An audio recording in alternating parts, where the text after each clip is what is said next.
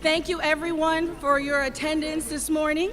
I'm Kathleen Daniel, the Director of Outreach here at Brooklyn Borough Hall, and I am also here as a very proud parent of children in Brooklyn schools. And this is a very important time in our nation when we are looking at safety and looking at gun violence, unfortunately through the lens of tragedy and through the lens of our children. And so without further ado, I'll introduce Mr. Eric L. Adams, the Brooklyn Borough President. All right. Thank you. And I'm going to take a pause because it's about our children. So I know we have a speaker here that has Bed-Stuy. So why don't you come and do your thing? So your name and your grade, Giovanni. Hello, my name is Giovanni, and I'm 12 years old, and I attend Bed-Stuy New Beginnings Charter School. We are asking that charter schools receive the same funding as other public and private schools, specifically for the safety agents. Did you know that there were 749,000 violent acts committed before any school shootings? Charter and some private schools are not getting the funds they need in order to safely secure their students. With the correct funding, safety agents could have a positive impact on schools and the children, making it safe and how they feel. School safety agents also make a strong presence for troublemakers who will dare to approach a school. Not having safety agents on guard is a problem because we need to provide a way to protect our children, and if we don't act, the death toll is only going to rise by a week or two. Think about what is happening across our nation. Imagine another Texas shooting. Imagine another Parkland, Florida shooting.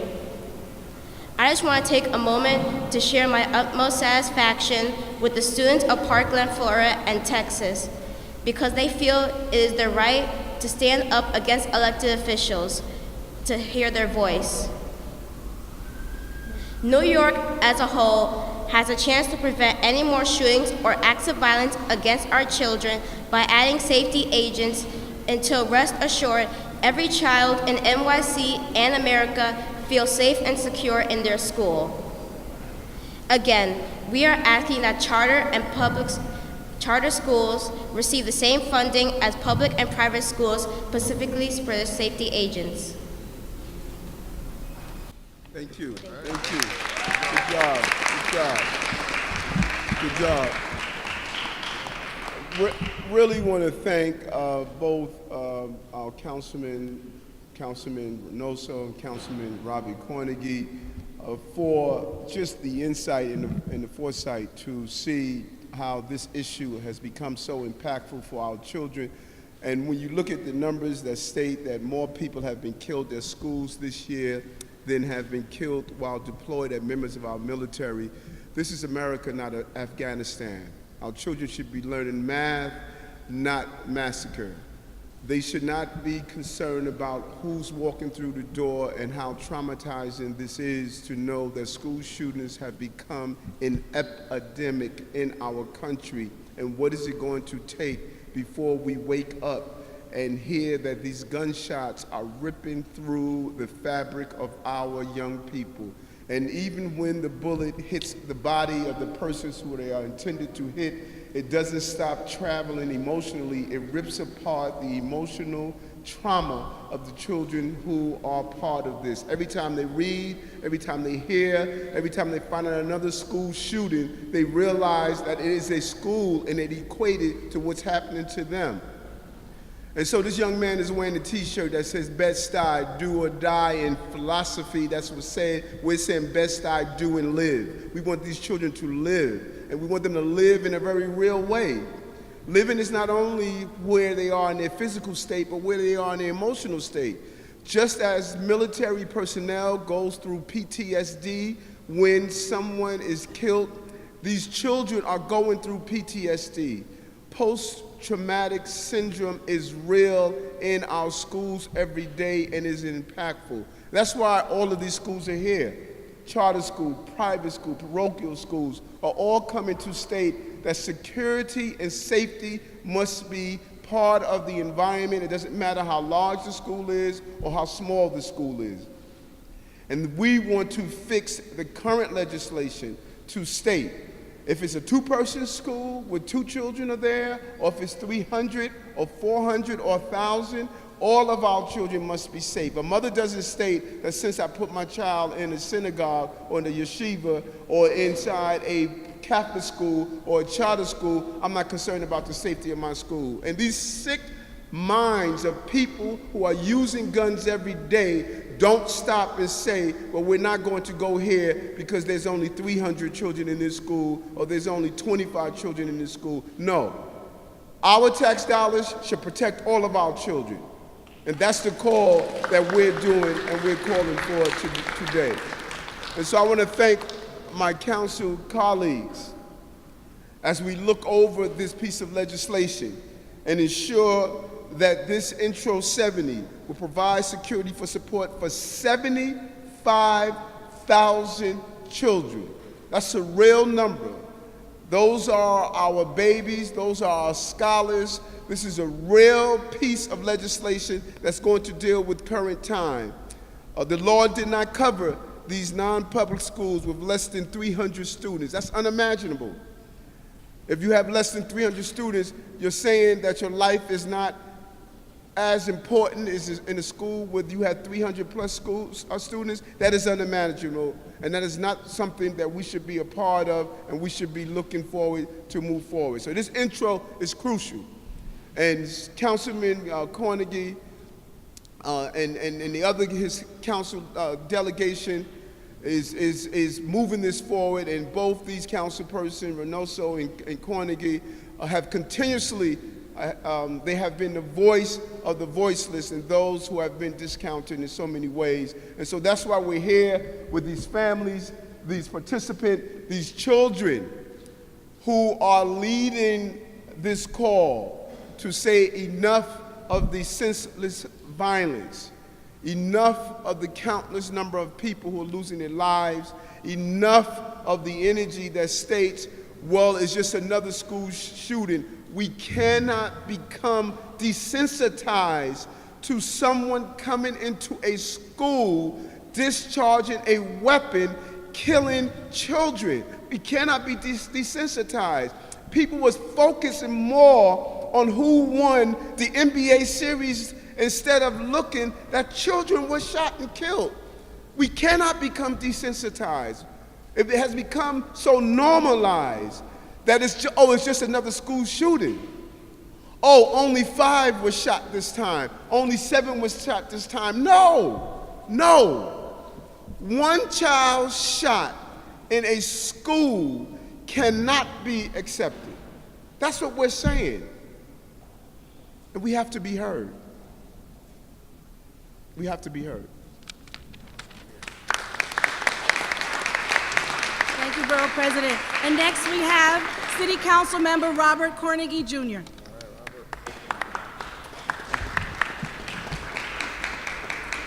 So, good morning. I'm Councilmember Robert Cornegy, and I have a few distinctions that make it important for me to be here.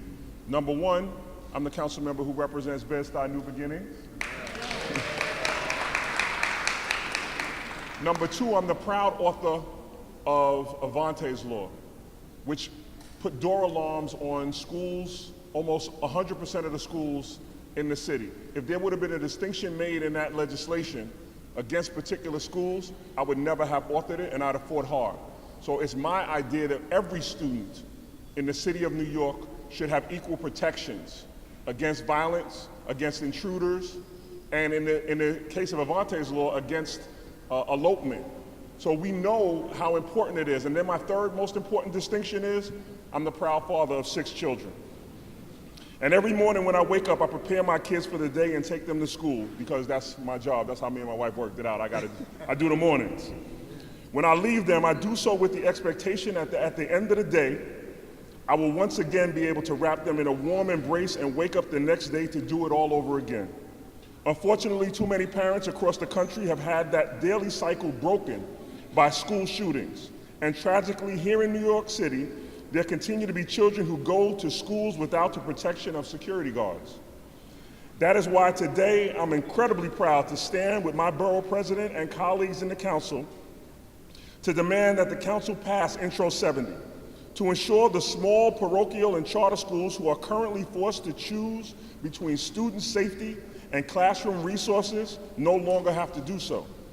And to ensure that the parents of the roughly 75,000 New York City school children who attend these schools can have peace of mind that at the end of the day, their babies have been afforded every level of security to ensure they return home at the end of the day.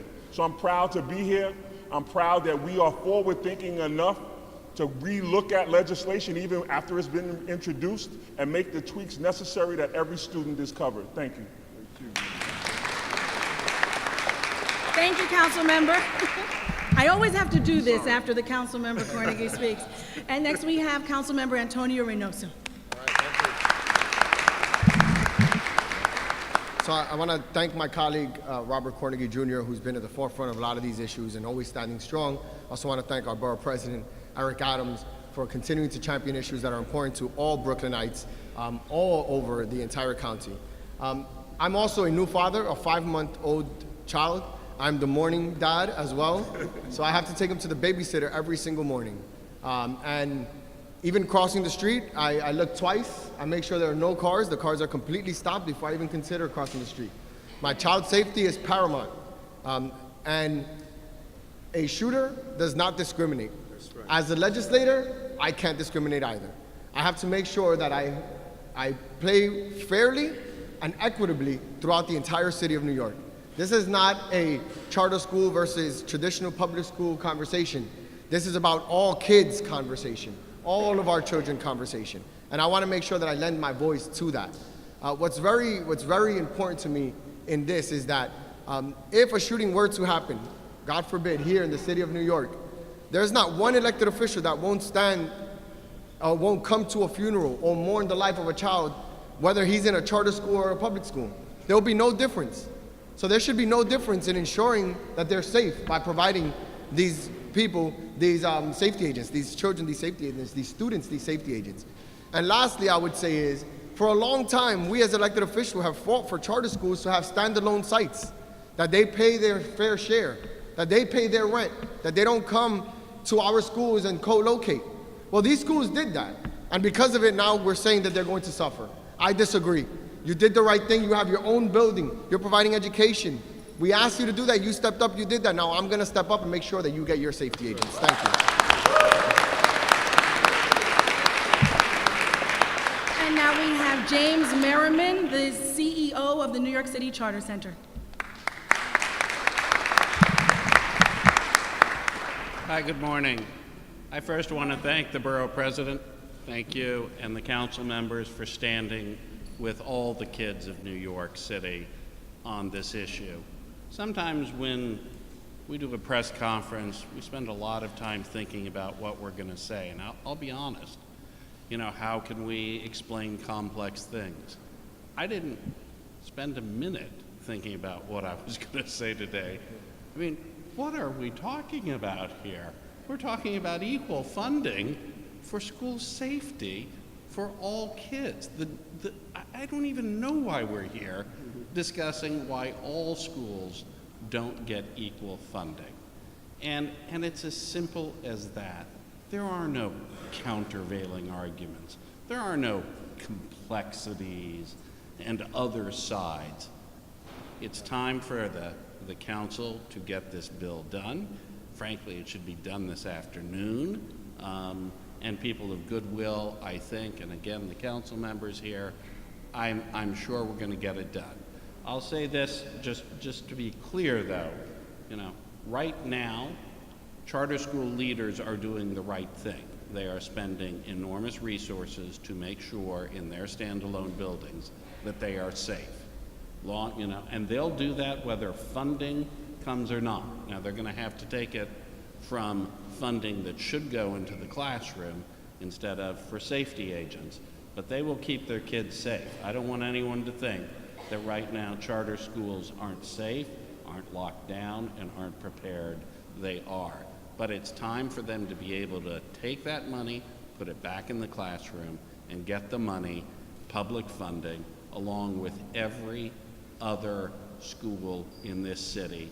And also, I completely agree that small schools, charter, yeshiva, private, whatever, equally deserve that funding. So let's get this done.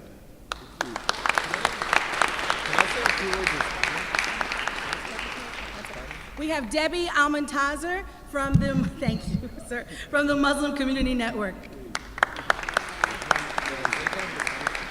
Good morning, everyone. My name is Dr. Debbie Almond-Tasser, and I'm the board president of the Muslim Community Network, a nonprofit organization here in New York City that provides after-school programming, both in public schools as well as Islamic schools.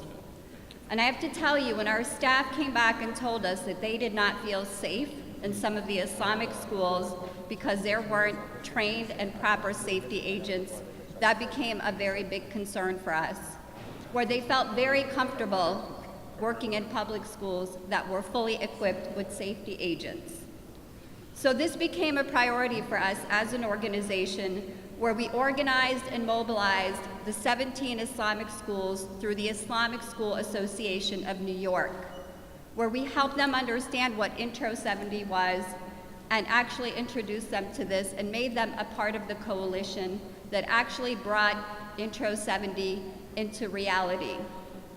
That reality, my sisters and brothers, however, became a nightmare because it was just a reality for schools that had the 300 threshold, where the 17 schools that we have within the Islamic School Association, there are only 3 schools that qualify for that.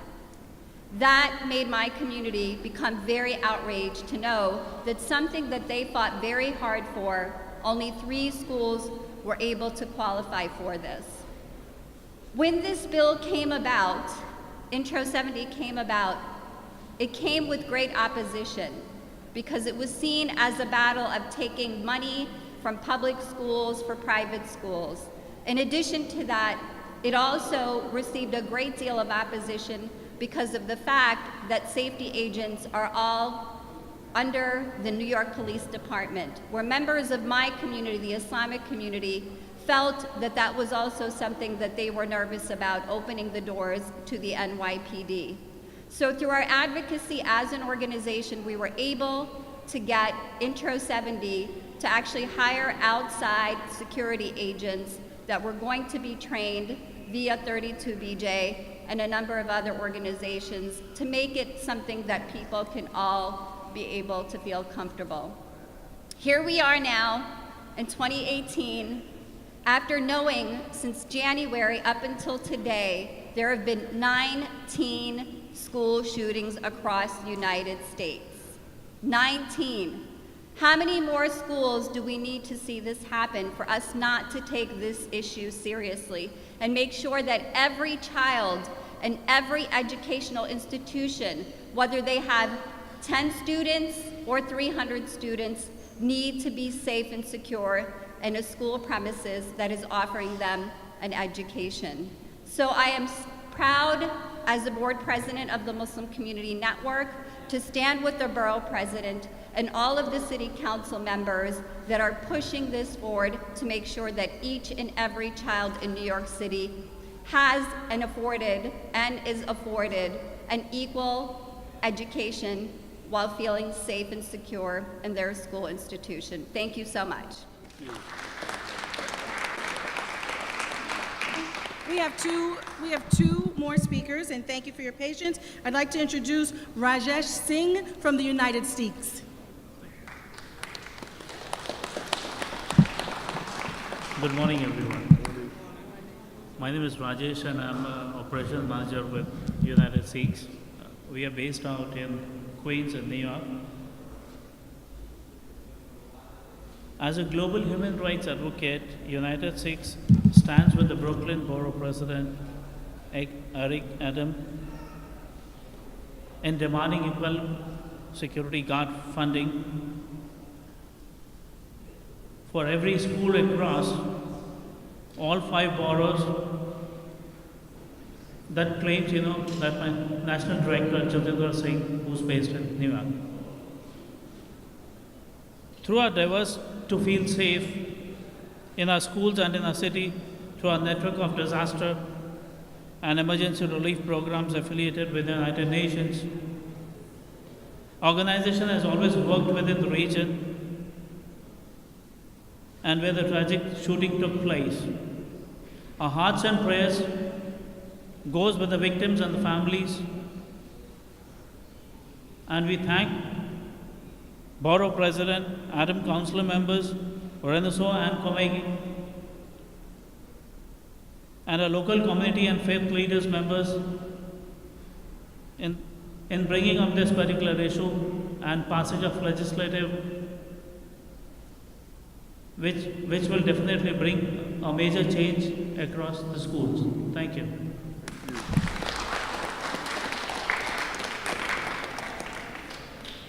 And yes, I'm biased as a mother of two. Our last speaker, because mother knows best, is a parent, and we thank her for braving the subway to come here from Queens, from Growing Up Green.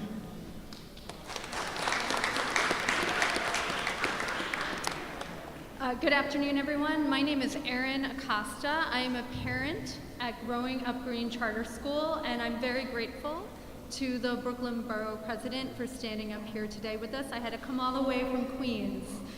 So in the corner of Queens that I live in, we have 5 charter schools that all are in private space, and we have families from those schools here today.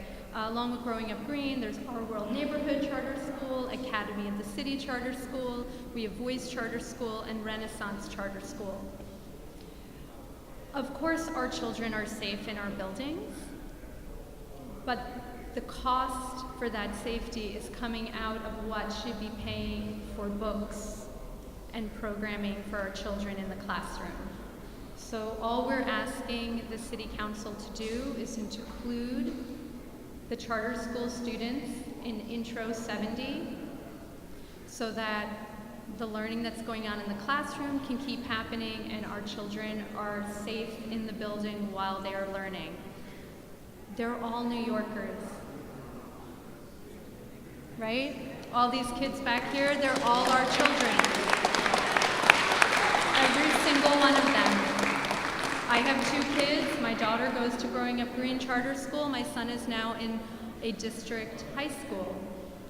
Yet my son, in the formula, gets more money per pupil and his security is covered, whereas my daughter, it's not.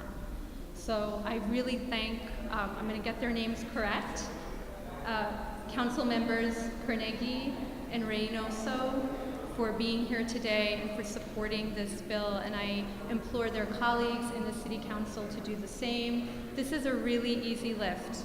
We love all our children. We want them all safe. They should all be covered by this bill and security. It's, I think, a very easy thing. I think everyone can get behind it. Thank you very much.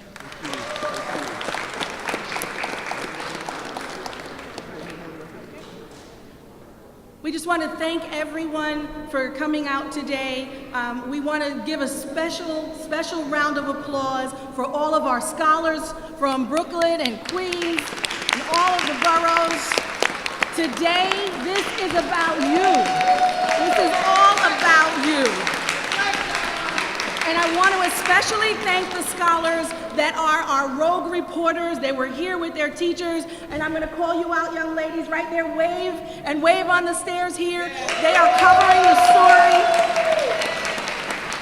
And in closing, I want to thank the New York City Charter Center for all of their work on this. Our colleagues in clergy, Abe Friedman, Gil Monrose, and of course, our council members, Antonio Reynoso, Council Member Robert Cornegy Jr., and the Brooklyn Borough President for taking the lead. He's no longer a cop on the beat, but he cares about our safety in schools and on the streets, and we thank you for taking the lead. Finally, this intro is very important because once upon a time, the one place we didn't worry about our kids was in school. We need this amendment to pass because our children are watching. Thank you. answer any questions if you have at this time. The council persons have just departed. Yes.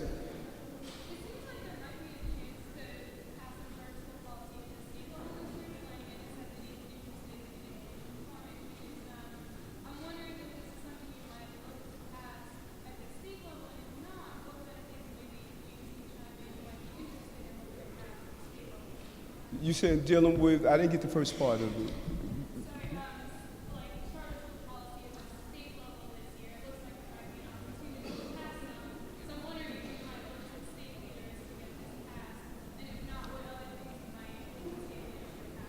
And that is one thing we are looking at, if need be, to communicate with our state elected officials as well. But right now, we think this intro could be passed in the city council. I think they get it. We have two great council persons that's going to push it forward, and we're going to leave it up to them to make it happen. If not, we're going to look towards the state as well. Yes. Yeah. Yes. Mm-hmm.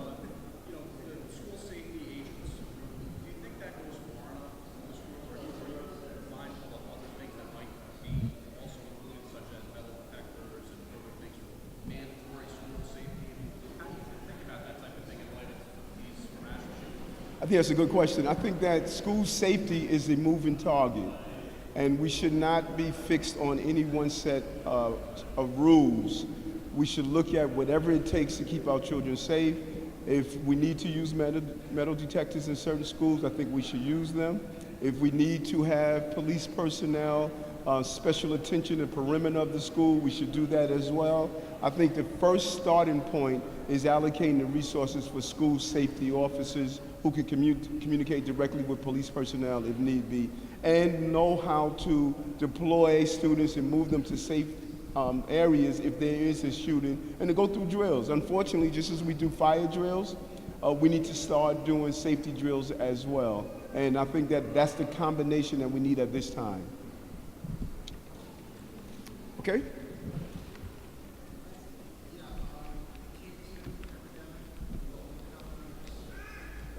Must do a better job. We've been here before. Those of us who have policed during the crack era realize that you cannot allow this to continue to mushroom the way it is doing.